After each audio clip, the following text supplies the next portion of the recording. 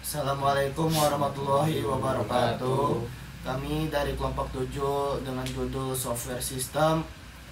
Saya Haisel Grafila Wibisono, NPM 2211010062. Saya Abirama Eza Ridotama dengan NPM 2211010011. Dan saya adalah Arya Usada dengan NPM 2211010030. Saya Fatih Ganda dengan NPM 2211010081. Kami menjelaskan tentang yang kami bikin.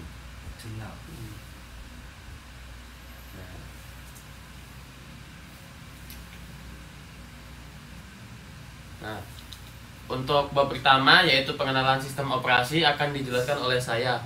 Pertama-tama di bab 1 ini akan mengenalkan tentang pendahuluan. Dalam sistem komputer terdiri dari hardware dan software yang diperlukan untuk menyelesaikan tugas studi tunek NDL. Sumber daya itu meliputi input-output, memori, ruang penyimpanan file, CPU, dan lain-lain.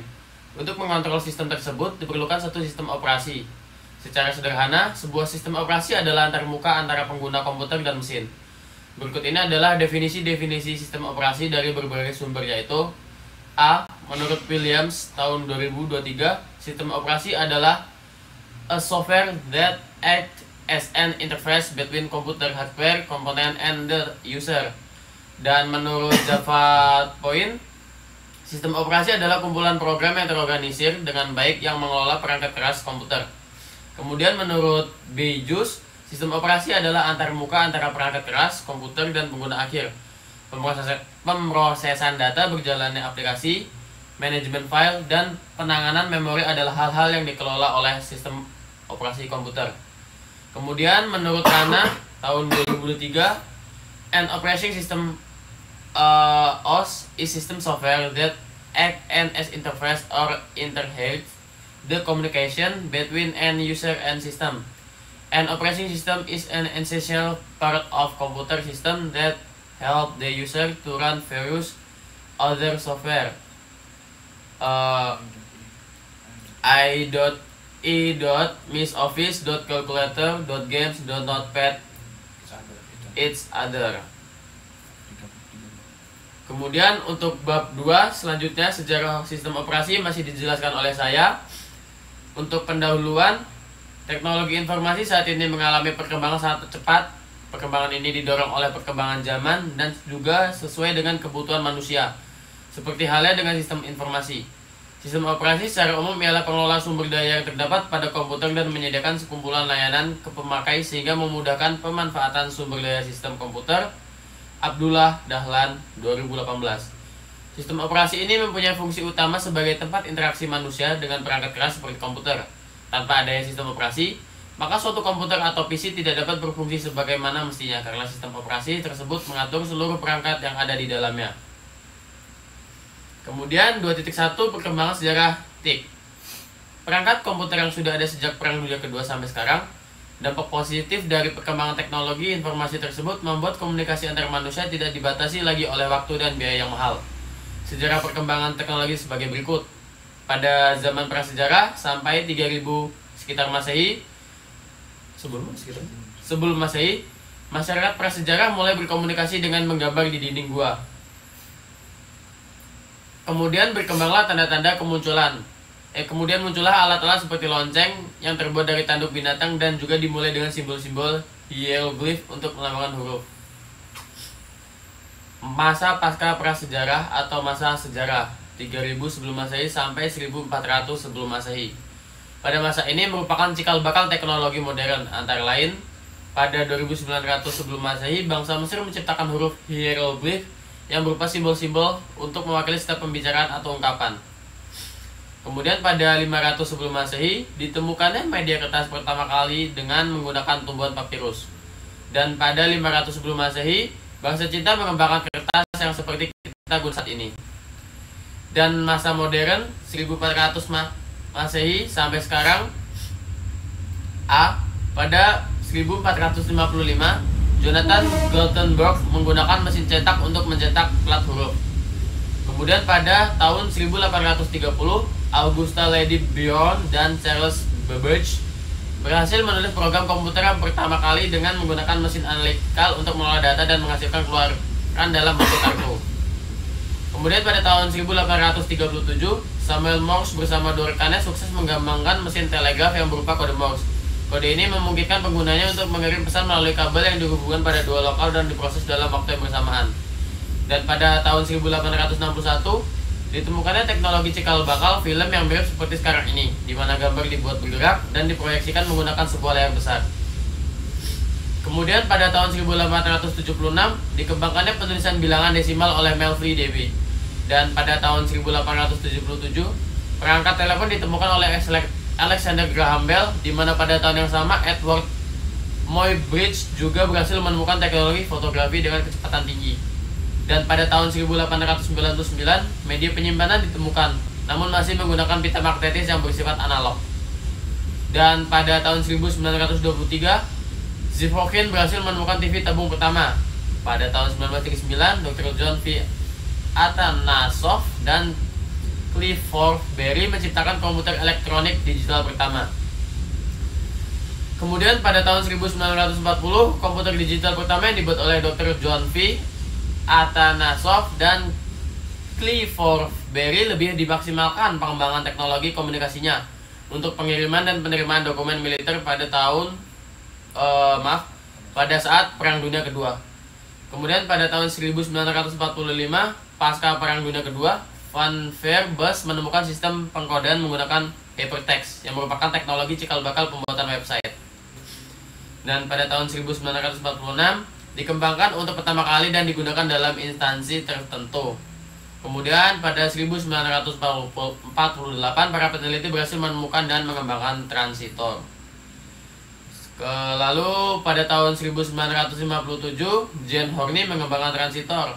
Dan pada tahun 1972 cikal bakal teknologi email ditemukan oleh Ray Tomlinson dan dipergunakan untuk berkomunikasi jarak jauh. Lalu pada tahun 1973 sampai 1990 setelah melewati berbagai macam revolusi teknologi, akhirnya internet mulai dikembangkan. Bahkan protokol jaringan berupa TCP atau IP juga telah ditemukan oleh DARPA. Dengan demikian, maka internet siap diperkenalkan. Kemudian berselang beberapa tahun, tepatnya pada 1986, pihak IETF mengembangkan sebuah server yang digunakan sebagai alat koordinasi di antara DDN, ARPANET, dan Internet Gateway. Kemudian dari 1991 sampai sekarang istilah World Wide Web diperkenalkan oleh CERN, yang selanjutnya pada 1992 hingga sekarang perkembangan teknologi mutakhir telah merambah ke seluruh dunia. Kemudian untuk perkembangan teknologi di Indonesia yaitu perkembangan televisi. Televisi pertama kali diresmikan pada 1962 melalui saluran televisi Republik Indonesia atau TVRI. Kemudian perkembangan satelit. Satelit Indonesia pertama kali diluncurkan pada 1975 dengan nama Palapa A1, lalu disusul dengan satelit lain seperti Palapa A2, Palapa B1, Palapa B2 dan sebagainya. Dan perkembangan komputer dan internet. Internet di Indonesia mulai diperkenalkan pada 1970-an, dimulai dari perguruan tinggi. Lalu pada 1993 barulah Indonesia resmi terhubung dengan jaringan internet secara universal menggunakan protokol TCP atau IP serta menggunakan domain ID untuk simbol negara. Kemudian bab 3 masih dijelaskan oleh saya, yaitu fungsi utama sistem operasi.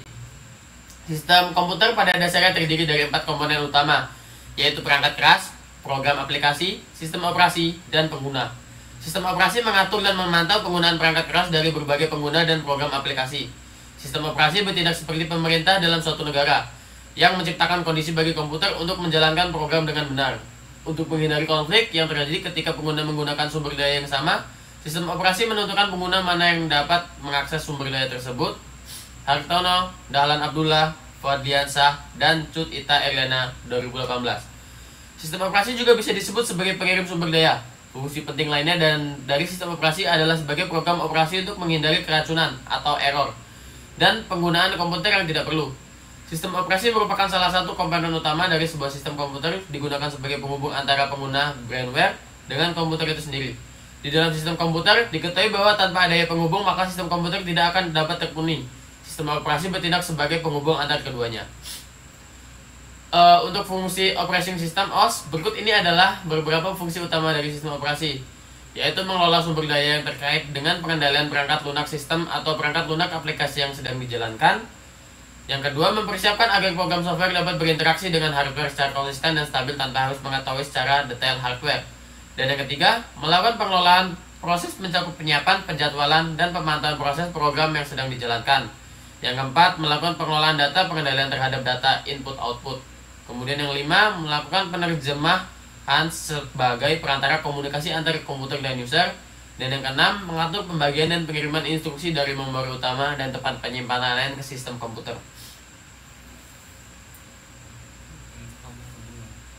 Kemudian untuk bab 4 akan dijelaskan oleh M. Fatih Ganda.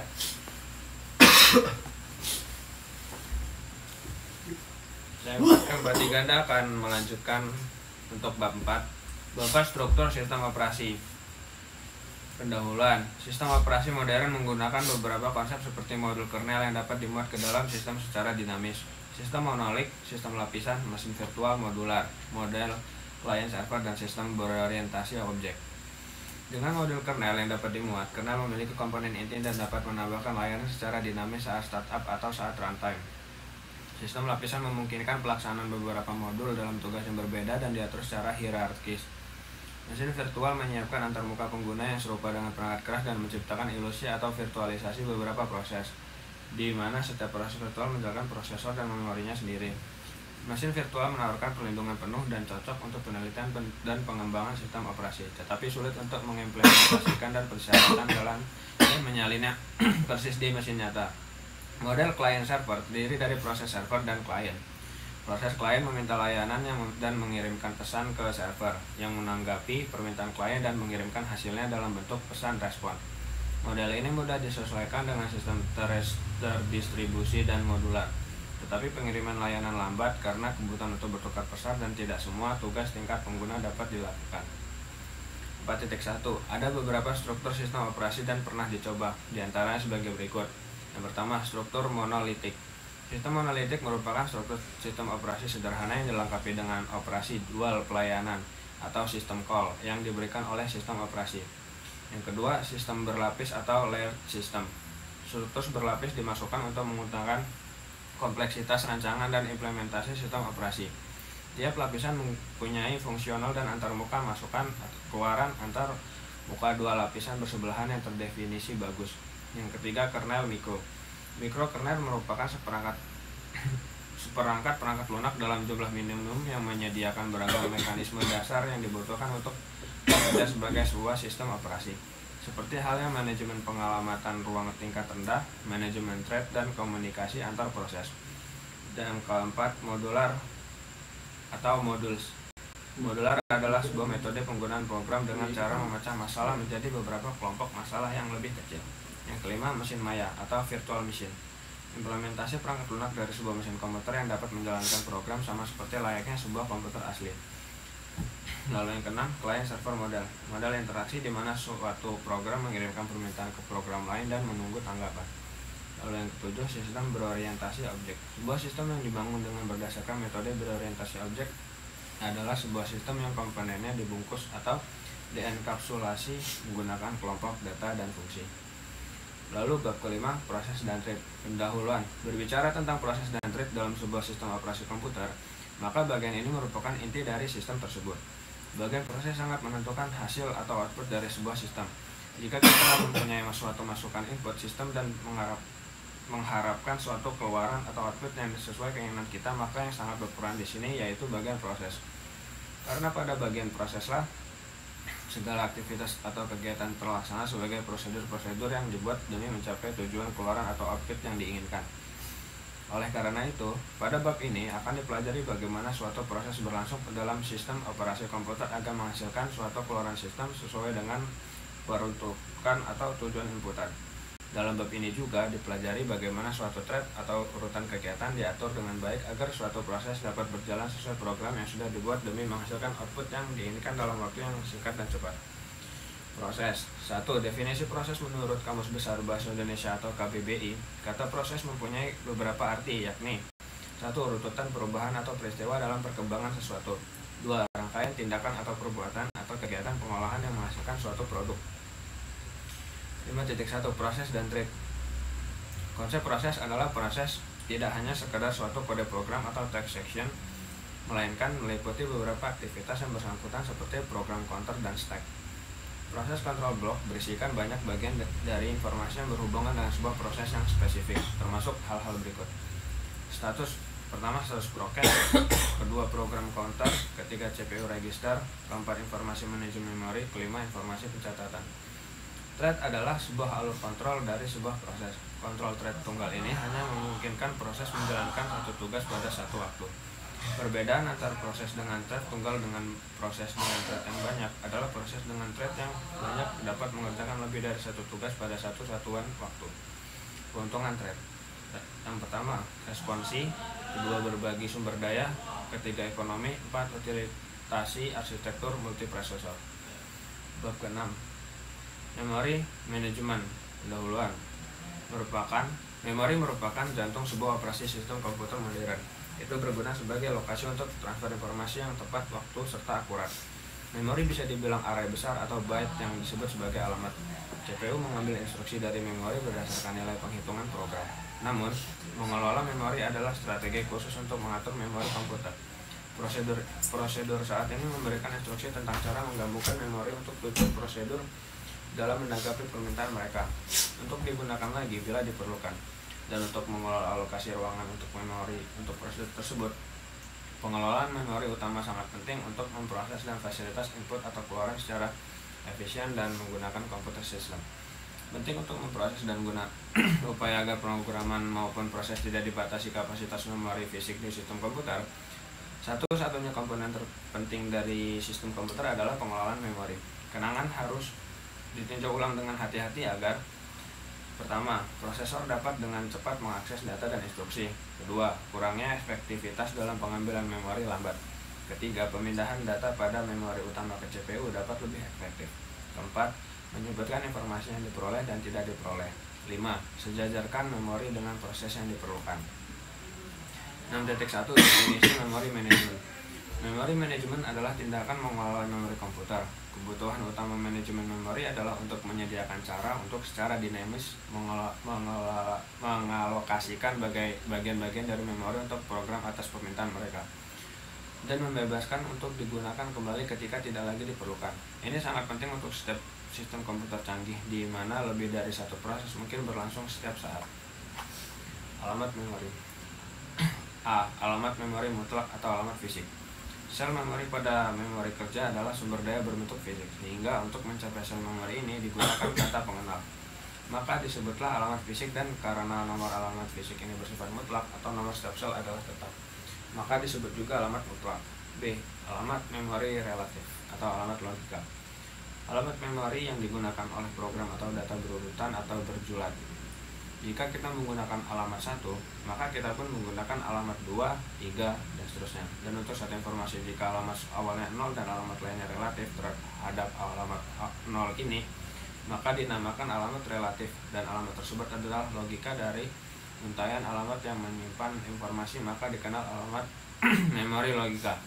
Contoh, alamat awal relatif 0, alamat awal fisik 14726. Maka selisihnya sama dengan relokasinya sama dengan 14726 dikurang 0 sama dengan 14726. 6.3 Fungsi manajemen memori. Mengelola informasi yang dipakai dan tidak dipakai, mengalokasikan memori ke proses yang diperlukan, mendelokasikan memori dari proses telah selesai, mengelola swapping atau paging antara memori utama dan disk.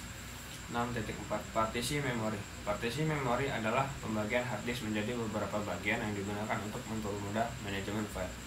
6.5 Syarat pengelolaan memori. Relokasi, proteksi, sharing, organisasi logika, dan organisasi fisik. Lalu bab 7 akan dilanjutkan oleh Aisel Grafila.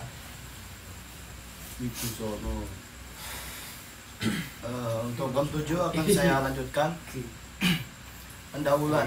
Sistem berkas merupakan salah satu komponen kunci dalam sistem operasi modern yang digunakan untuk organisir dan mengolah data pada penyimpanan komputer. Sistem berkas bertanggung jawab untuk menyimpan, mengakses, dan mengolah berbagai jenis data seperti berkas, direktori, dan atribut yang terkait. Perkembangan sistem berkas dalam beberapa tahun terakhir telah mengalami kemajuan signifikan. Misalnya penggunaan sistem berkas berbasis cloud seperti Google Drive, Dropbox, dan OneDrive telah menjadi populer, memungkinkan pengguna untuk menyimpan dan mengakses datanya secara online dari berbagai perangkat. Selain itu, peningkatan kapasitas penyimpanan, kecepatan transfer data, dan tingkat keamanan juga mempengaruhi perkembangan sistem berkas. Dengan perkembangan teknologi yang terus berlanjut hingga saat ini, pemahaman tentang sistem berkas pada sistem operasi menjadi sangat penting bagi para profesional IT pengembang perangkat lunak. 7.1 File system FAT32 terdiri dari 4 bagian berbeda. Yang pertama ada sektor boot terletak di awal volume, yaitu sektor ke-0. Ini mencakup area yang disebut BPB atau BIOS Parameter Block, yang dimulai pada offset 11 dan berisi beberapa informasi file sistem dasar. Sektor lainnya biasanya berisi kode bootloader.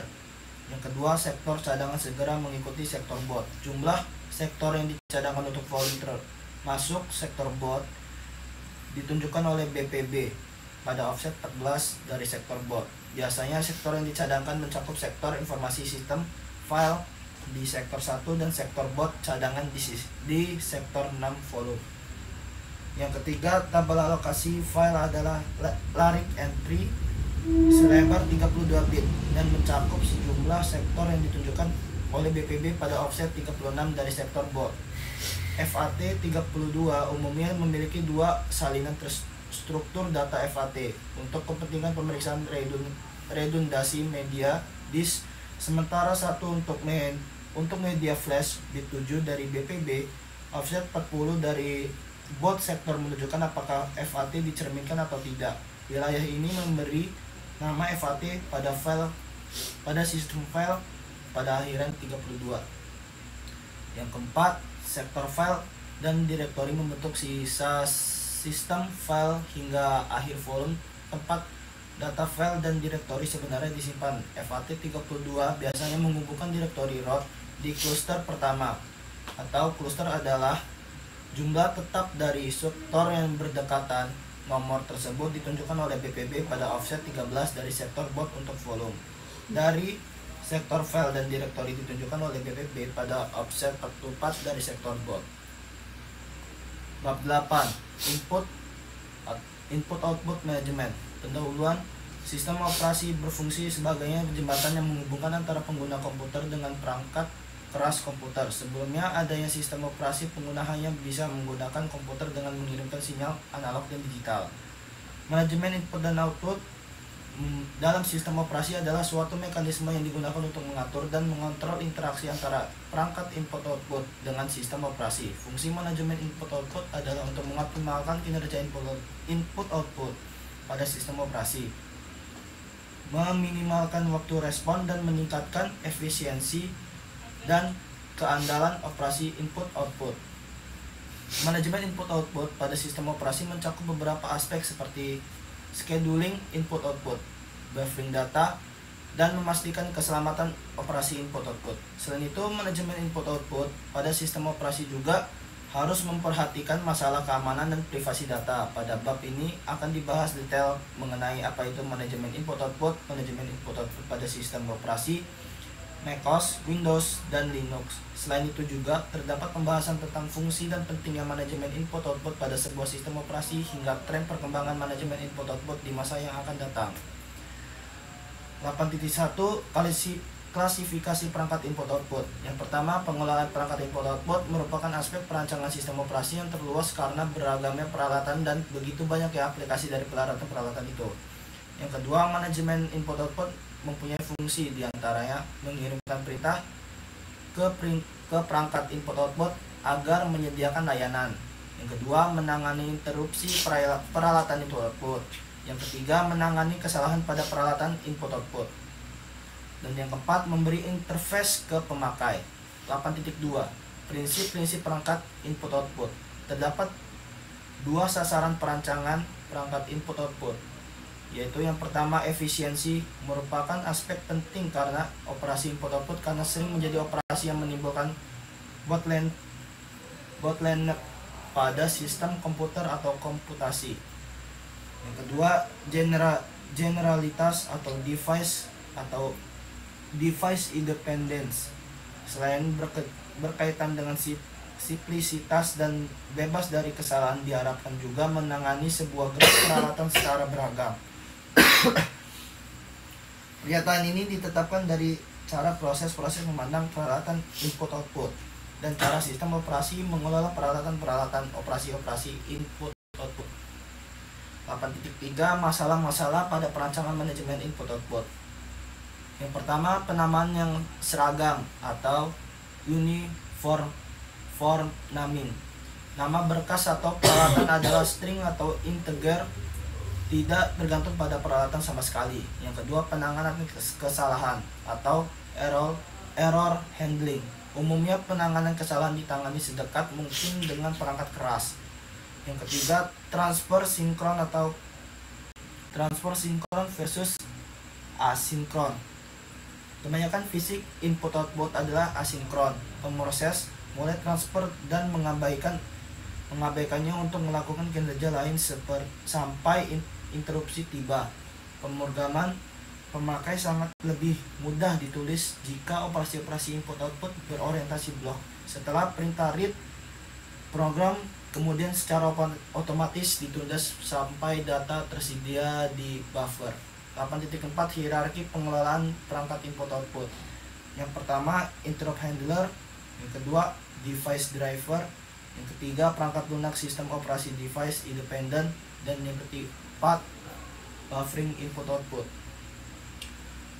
Bab 9 yaitu keamanan sistem operasi pendahuluan.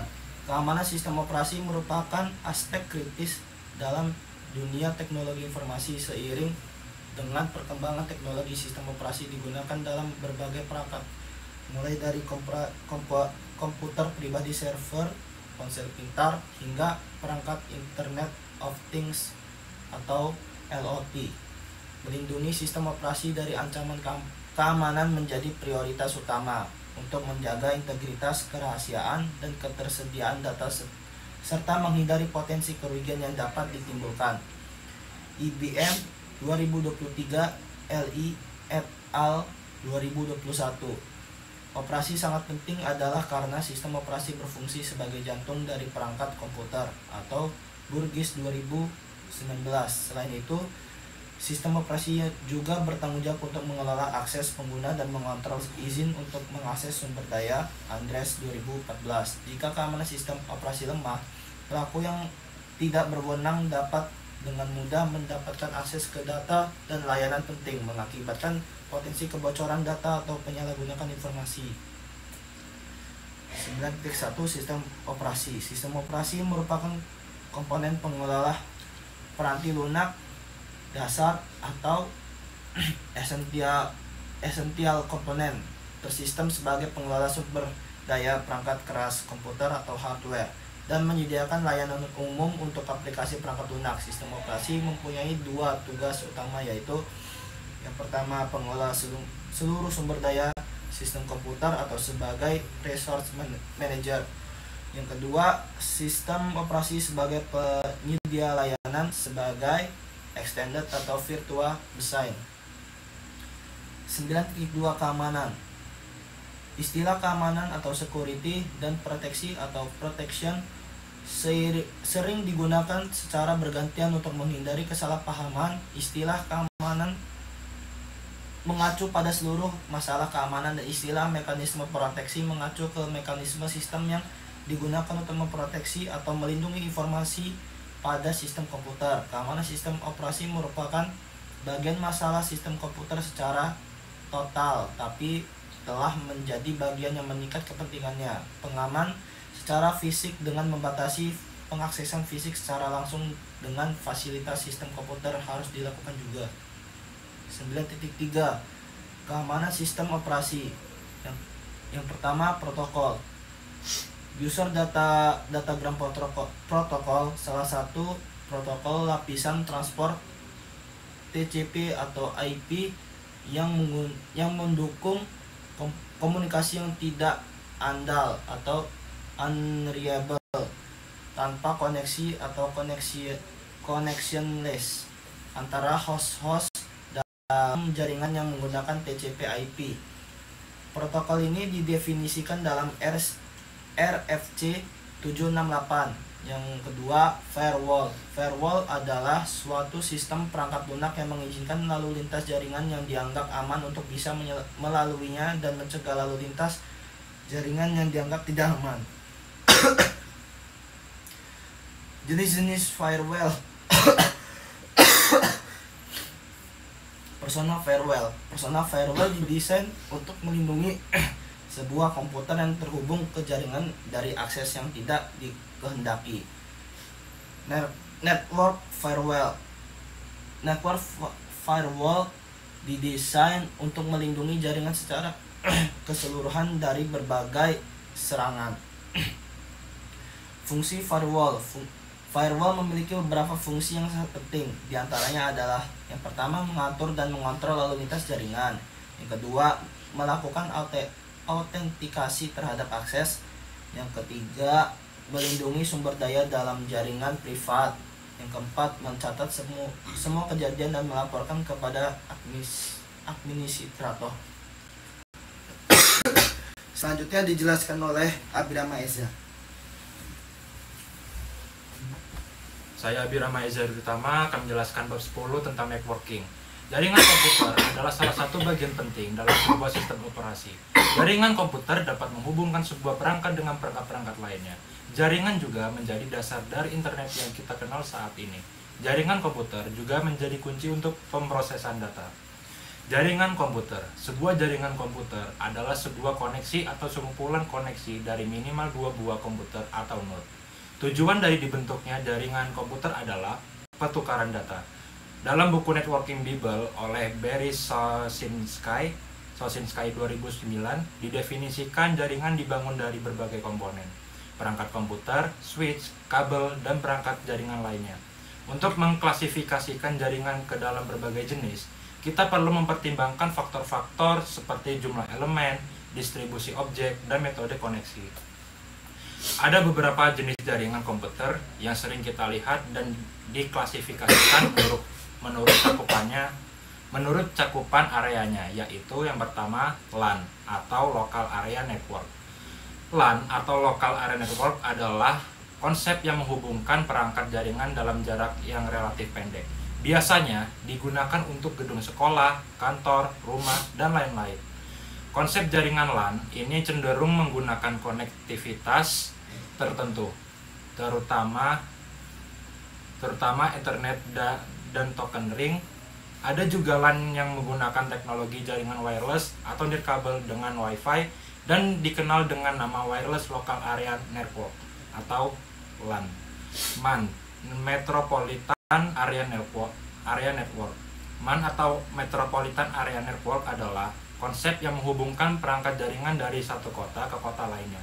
Jika penggunaan LAN sudah tidak memungkinkan untuk membangun jaringan, maka jaringan MAN akan digunakan.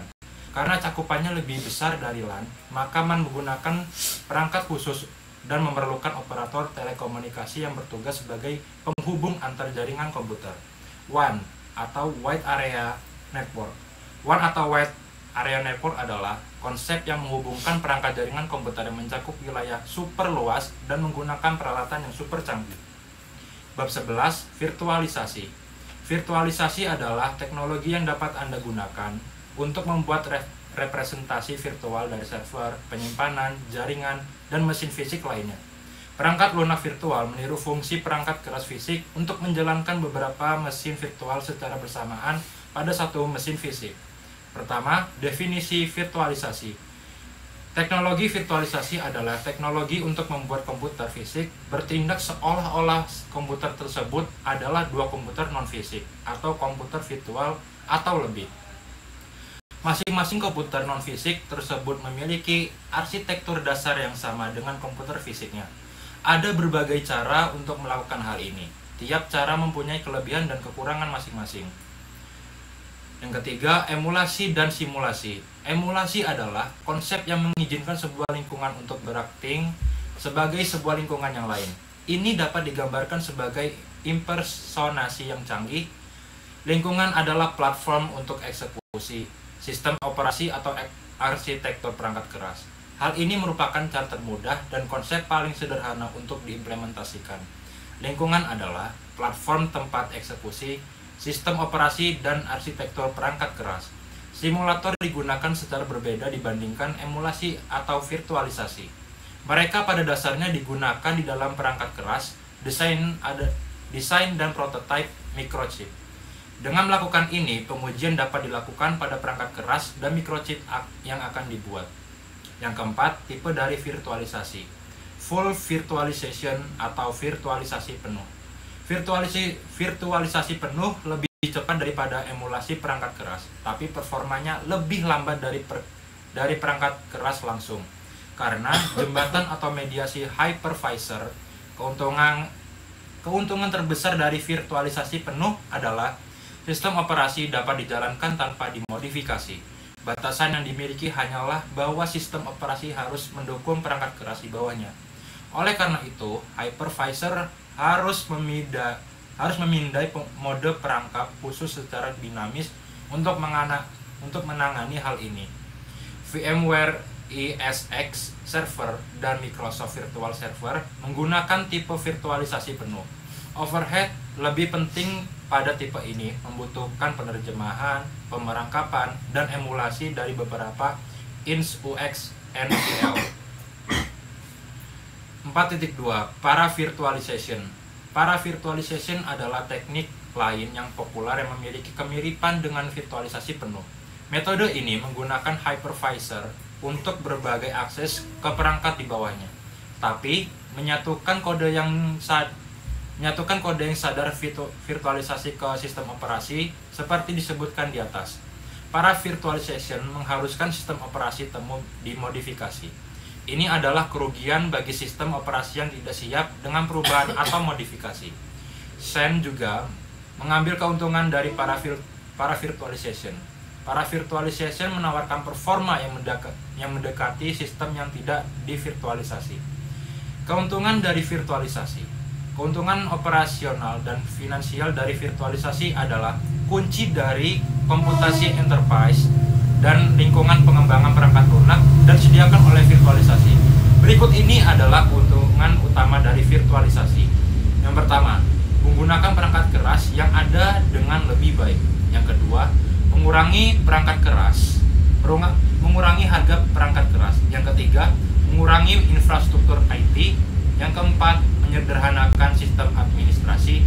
Yang kelima, meningkatkan uptime dan mempercepat failure recovery.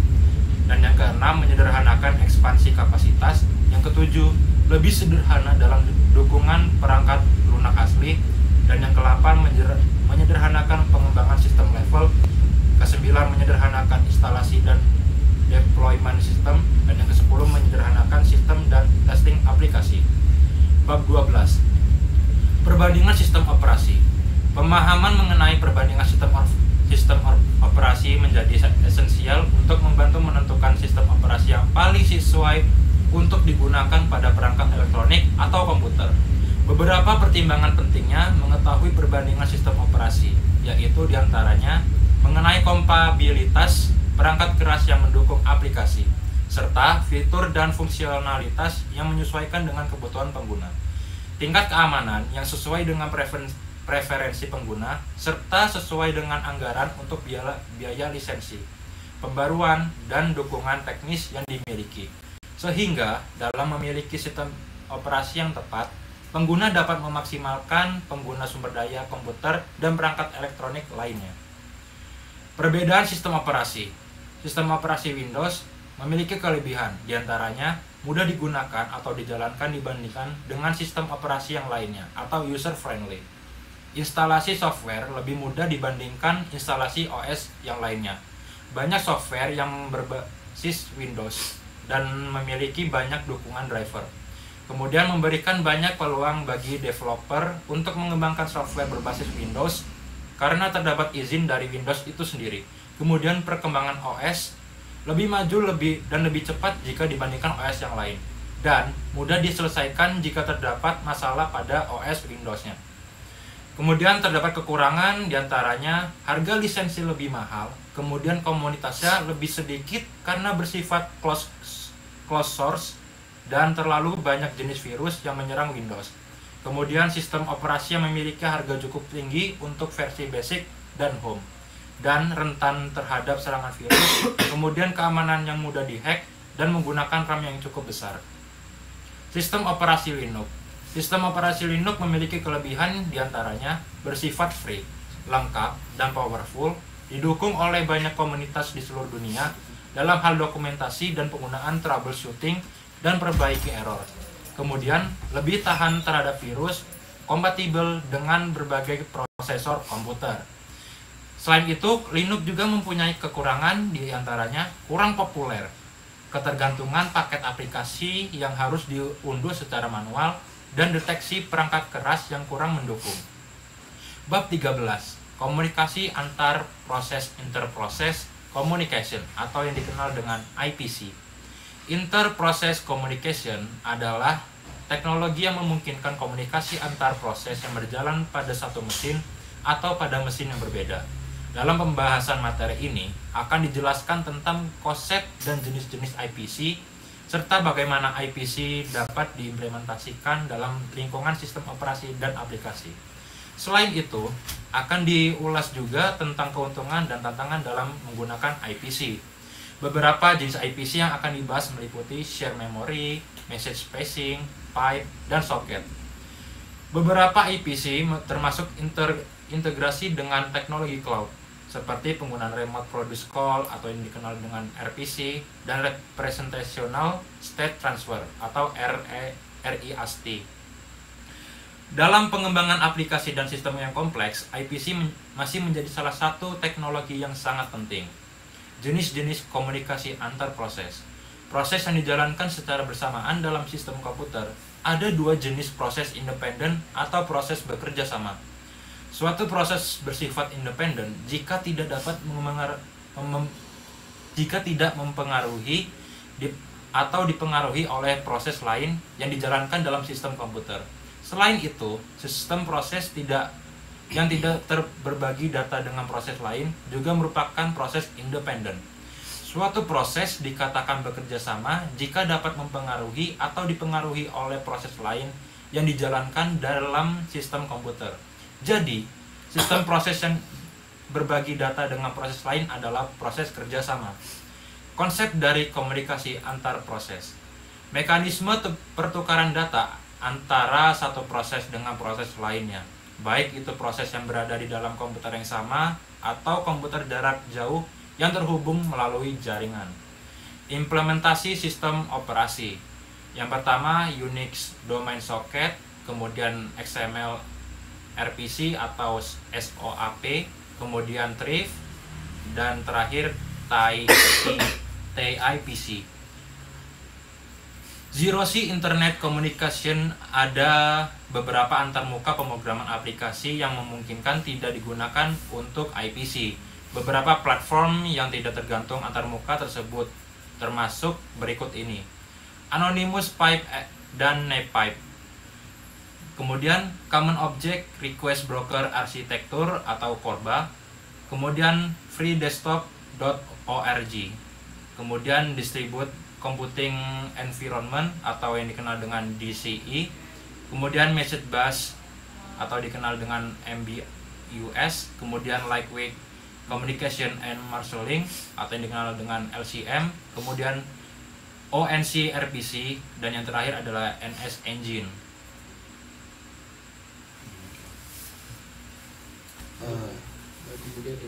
Kemudian ini adalah sumber-sumber dari jurnal kami.